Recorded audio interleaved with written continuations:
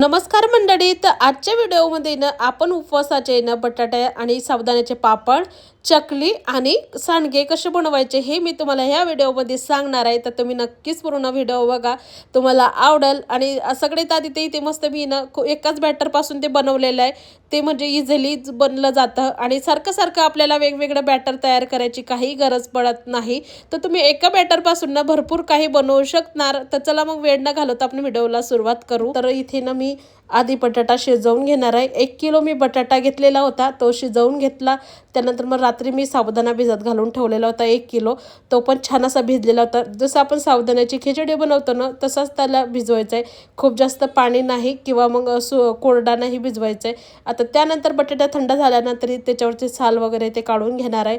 आणि पूर्ण बटाट्याची साल वगैरे ते काढून झालं की मग आपल्याला व्यवस्थित त्याला हे करून घ्यायचं आहे. सालनं ते पूर्ण काढून झाले की आणि मस्त खिसून घेणार आहे मी. ती आपली जे खिसणी असते खोबरं खिसायची, तिच्याने आपल्याला बटाटा खिसून घ्यायचा आहे, जेणेकरून त्याच्यामध्ये गाठी वगैरे किंवा मग ते असं हे राहत नाही. छान असं खिचलं ना की मग त्याचं छान असं पापड पण बनतात आणि ते पण पूर्ण मऊसूत करायचं आपल्याला ते बॅटर ह्याचंवालं बटाट्याचं. त्यानंतर मग इथे साबुदाणा मस्त आधी मी खिसून घेतले बटाटे. आता त्यानंतर इथे साबुदाणा पण घेतलाय, त्याला पण आता छान असा मोकळा मोकळा करून घेतला, कारण की त्याला एक एक आपल्याला हे करून घ्यायचं आहे. त्यानंतर मग मी खिसलेला बटाटा एका मोठ्या घमलीमध्ये टाकून घेतलेला आहे. त्यानंतर मग त्यामध्ये आपल्याला साबुदाणा ते टाकायचं आहे. आता पूर्ण बटाटा मी छान असा कुस करून घेतलेला होता, हाताने पण छान असं त्याला मळून घेतला होता, जेणेकरून त्याच्यामध्ये बटाट्याचे तुकडे वगैरे राहायला नको, कारण की आपण जेव्हा चकली टाकतो ना तेव्हा मग ते टाकायला जमत नाही आपल्याला. आता त्यानंतर इथे मी साबुदाणा टाकून घेतलेला आहे. आता इथे आपल्याला टाकायचं आहे तिखट. तर मी इथे तिखट घेणार आहे, 1 चमचा घेतला आहे आधी. आता त्यानंतर अजून 1 चमचा घेतलेला आहे.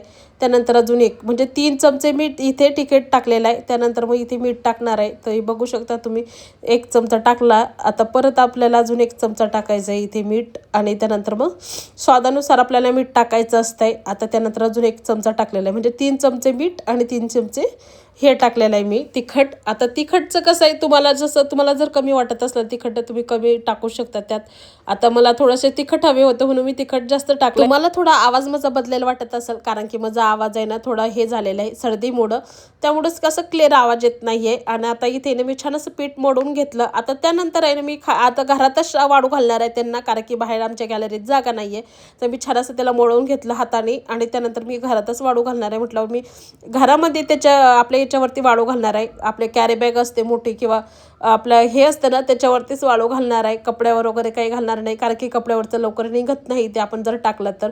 आता सगळ्यात आधी इथे मी साचा घेतलेला आहे चकलीचा आणि तो छान असा त्यामध्ये टाकून घेतला. आणि माझ्याकडे हा स्टीलचा आहे, तर मी स्टीलचाच घेतलेला आहे.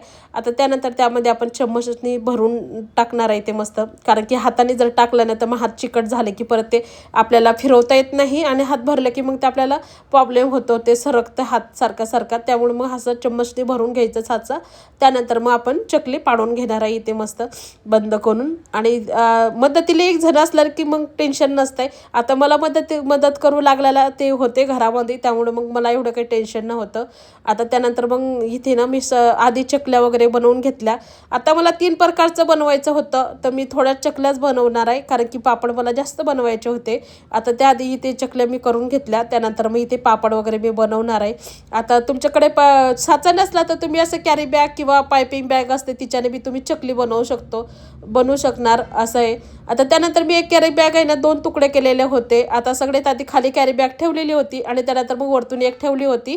आता त्यानंतर प्लेटने असं दाबून घेतलं, इझिली पापड तयार झाला तुम्ही बघू शकता. आणि त्यानंतर मग असं टाकून घ्यायचं आणि थोडा हाताने टॅप करायचं आणि लगेच असं हा कागद काढून टाकायचा. लगेच निघतं ते इझिली, काही वेळ लागत नाही. फक्त थोडा पाण्याचा हात घ्यायचा गोळा करताना, अजिबात हाताला चिटकत नाही आणि आपला हात पण चिकट होत नाही बरं का, तुम्ही बघू शकता. आणि थोडंसं पाणी लावायचं कॅरी बॅगला. त्यानंतर मस्त छान असं पापड निघून जातं आणि खूप छान हे पापड तयार होतात. आपण यांना घरातच वाढवणार आहे आज, आणि उद्याच्या दिवशी आपण त्यांना उन्हात वाळू घालवणार आहे. त्यानंतर मग इथे मी कोरडे पण तोडून घेतलेले होते बरं का. आता आमच्या इकडे कोरडं म्हणतात, सांडगे पण म्हणतात त्याला. त्यानंतर मग सगळे पापड टाकून झाले. तर कसं वाटला तुम्हाला आजचा ब्लॉग ते नक्कीच कमेंट करून सांगा. व्हिडिओ जर आवडला असेल तर चॅनलला सबस्क्राईब करायला विसरू नका, लाईक करा. तर